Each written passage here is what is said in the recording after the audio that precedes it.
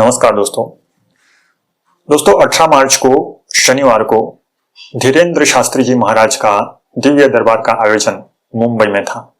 लगभग 1 लाख लोगों की क्षमता वाला वह क्षेत्र, परंतु भक्तों की इतनी भीड़ थी, श्रद्धालुओं की इतनी भीड़ थी कि 1.5 लाख से 2.25 लाख लोग वहां पर जमा हुए थे। धीरेन्द्र शास्त्री जी महाराज की लोकप्रियता देखिए। धीरेन्द्र शास्त्री जी महाराज कभी नहीं कहते कि मैं चमत्कार करता हूं। सनातन संस्कृति में ऐसी बहुत सारी सिद्धियां हैं जिसको हम समझ नहीं पाते हैं। उन सिद्धियों को सिद्ध करना पड़ता है, अभ्यास करना पड़ता है, निरंतर अभ्यास करना पड़ता है। दोस्तों, वैसे तो धीरेन्द्र शास्त्री जी महाराज कहते हैं कि यहां तो 20 वर्ष से दरबार चलता आ रहा है, लेकिन जब तक उसका प्रचार नहीं होता, न्यूज चैनल पर नहीं आता, तब तक हम उसे नहीं जान पाते हैं। मैं भी जब धीरेन्द्र शास्त्री जी को शुरुआत में देख रहा था तो मुझे भी उन पर कहीं शंकाएं थी, परंतु यह शंका तब दूर हुई जब 2 पत्रकारों ने उनकी परीक्षा ली और उस परीक्षा में धीरेन्द्र शास्त्री जी महाराज उत्तीर्ण हुए। वह आप सभी लोगों को पता ही है। दोस्तों, मैं वह पुरानी बातें करने के लिए आपके सामने नहीं आया हूं। मैं एक बहुत ही महत्वपूर्ण बात लेकर आया हूं जो धीरेन्द्र शास्त्री जी ने 18 तारीख शनिवार को आप लोगों के सामने रखी। वह कौन सी बात है? दोस्तों, धीरेन्द्र शास्त्री जी ने हमें भारत के सभी लोगों को एक उपाय बताया। कौन सा उपाय बताया? दोस्तों, भारत के सभी लोग और राज्य के, जिले के, शहर के जितने भी लोग हैं, वह सभी लोग चाहते हैं कि वहां दरबार में जाए, बागेश्वर धाम जाए, धीरेन्द्र शास्त्री जी के पास अपने प्रश्न, अपनी समस्याएं लेकर जाए। और कुछ लोग तो ऐसा भी शंका करके जाना चाहते हैं कि देखते हैं उनमें क्या चमत्कार है। वैसे तो धीरेन्द्र शास्त्री जी कभी कहते नहीं है, कभी दावा नहीं करते कि मैं चमत्कार करता हूं। वो तो कहते मेरे इष्ट देव में वह ताकत है कि यह सब कुछ हो जाता है, और उनकी चेतना से, मुझे उनकी कृपा से यह ज्ञान होता है कि भक्त की क्या समस्या है, क्या प्रश्न है। और कुछ लोग उन पर शंका करके भी वहां पर जाना चाहते हैं, परंतु ऐसा संभव नहीं हो पाता। हम लोग भी जाना चाहते हैं, सब लोग वहां पर जाना चाहते हैं, और यहां धीरेन्द्र शास्त्री जी को भी पता है कि यह संभव नहीं है। यदि मुंबई में भी यहां दरबार हो रहा है तो 1.5 लाख लोगों का पर्चा वह नहीं लिख पाते, और समस्या का समाधान भी वह नहीं लिख पाते हैं, क्योंकि समय की कमी होती है और इतने सारे लोगों का प्रश्न भी नहीं लिया जा सकता। तो उन्होंने एक उपाय बताया। कौन सा उपाय बताया? वही उपाय मैं आपके सम्मुख रखना चाहता हूं और प्रस्तुत करने के लिए ही यह वीडियो मैंने बनाया है। उन्होंने जो कहा वह सुनिए। जिनके पर्चा नहीं बन पाते, मिलना नहीं हो पाता, अर्जी नहीं लग पाती, वो घर बैठे हुए अथवा दरबार प्रांगण में जो बैठकर इस उपाय को करता है, बिना पर्चा बने ही बागेश्वर बालाजी की कृपा उनके घर पर पहुंच जाती है। धीरेन्द्र शास्त्री जी ने कहा कि जितने भी लोग यहां पर आए हैं, 1.5 लाख से 2 लाख लोग यहां पर उपस्थित है, और जो घर पर बैठकर जो दर्शक हमें सुन रहे हैं, इस दरबार को देख रहे हैं और अपनी अर्जी लगाना चाहते हैं, घर बैठे भी जो अपनी अर्जी लगाना चाहते हैं, उनके लिए यह उपाय है, और यहां पर उपस्थित सभी लोगों के लिए भी यह उपाय है। क्योंकि अर्जी जो लगाई जाती है वह धीरेन्द्र शास्त्री जी के लिए नहीं लगाई जाती है, वह बालाजी महाराज के लिए लगाई जाती है। उनको लगाई जाती है, बालाजी महाराज को लगाई जाती है, और बालाजी महाराज के प्रताप से यह तो एक माध्यम है। धीरेन्द्र शास्त्री जी जो कहते हैं कि अर्जुन को कहते हैं भगवत गीता में कृष्ण भगवान कि तू तो निमित्त मात्र है, वैसे ही यह गुरु है, यह गुरु तो निमित्त मात्र होते हैं। कहीं की बॉलीवुड या फिल्म में ऐसे बताया जाता है कि सीधा कांटेक्ट करो, रॉन्ग नंबर पे मत जाओ। अरे लेकिन सीधा कांटेक्ट कराने के लिए एक सेतु होता है, गुरु। जब तक आप गुरु नहीं बनाओगे तब तक आप उस गुरु नामक सेतु से पार होकर उस पर ब्रह्म को प्राप्त नहीं कर पाओगे, या तो उसका ज्ञान प्राप्त नहीं कर पाओगे, या तो सिद्धि प्राप्त कर नहीं पाओगे। वैसे तो हमारे घर में भी पिता होते हैं, माता होती है, क्या वह गुरु से कम होती है?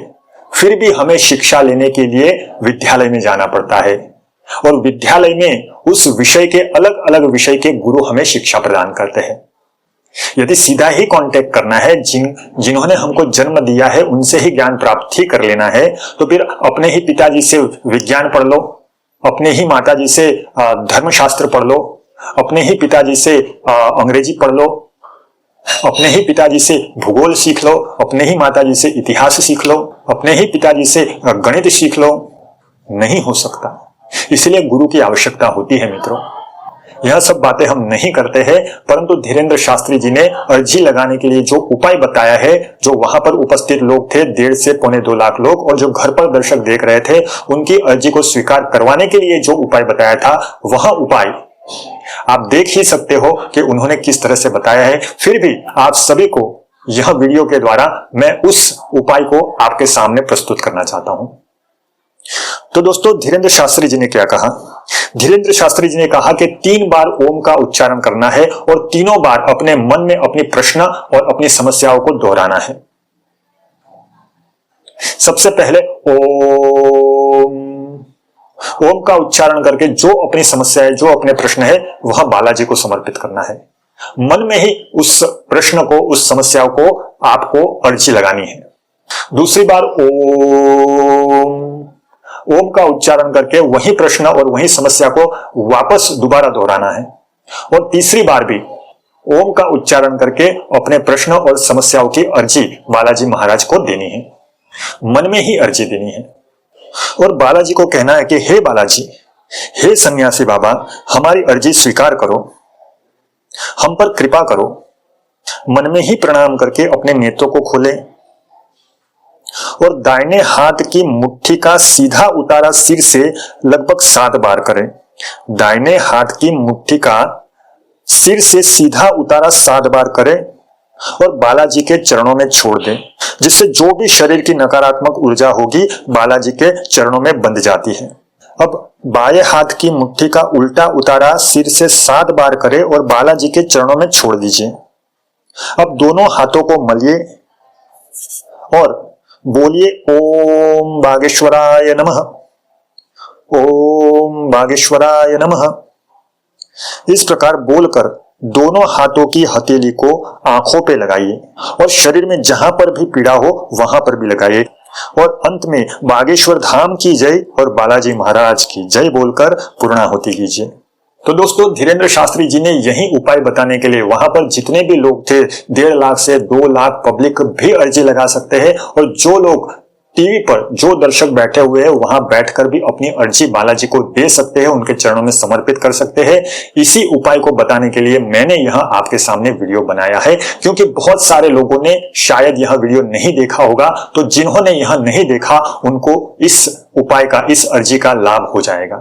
तो दोस्तों, मेरा यहां उद्देश्य था इस वीडियो बनाने का कि बालाजी महाराज की कृपा आप पर भी बरसे, हम पर भी बरसे और समस्त संसार में जो हमारी संस्कृति है, कहते हैं कि सर्वे भवन्तु सुखिनः, सर्वे सन्तु निरामयाः, सर्वे भद्राणि पश्यन्तु मा कश्चित् दुःख भाग् भवेत्।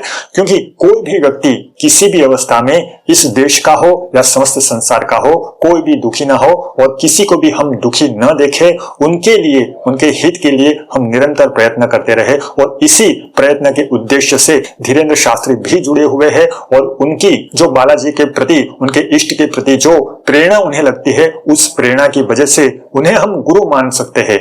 आजकल जो लोग कहते हैं कि रॉन्ग नंबर पर मत जाए, सीधा उससे कांटेक्ट करें जो परमात्मा है, लेकिन उस परमात्मा को मिलाने के लिए एक सेतु की आवश्यकता होती है और उस सेतु पर चढ़कर ही हम उस परमात्मा की ओर जा सकते हैं और वह सेतु, वह गुरु होता है। तो दोस्तों, जो उपाय धीरेन्द्र शास्त्री जी ने कहा वह मुझे अच्छा लगा, इसलिए मैंने भी आपके समक्ष वहां रखा। तो जो भी लोग नौकरी धंधा छोड़कर वहां पर नहीं जा सकते हैं, उन लोगों के लिए यदि उनके प्रति उनकी श्रद्धा है, बालाजी के प्रति उनकी श्रद्धा है, गुरु के प्रति उनकी श्रद्धा है, तो यह उपाय अचूक अपने घर पर बैठकर कर सकते हैं। नमस्कार। जय बालाजी महाराज, जय बागेश्वर धाम।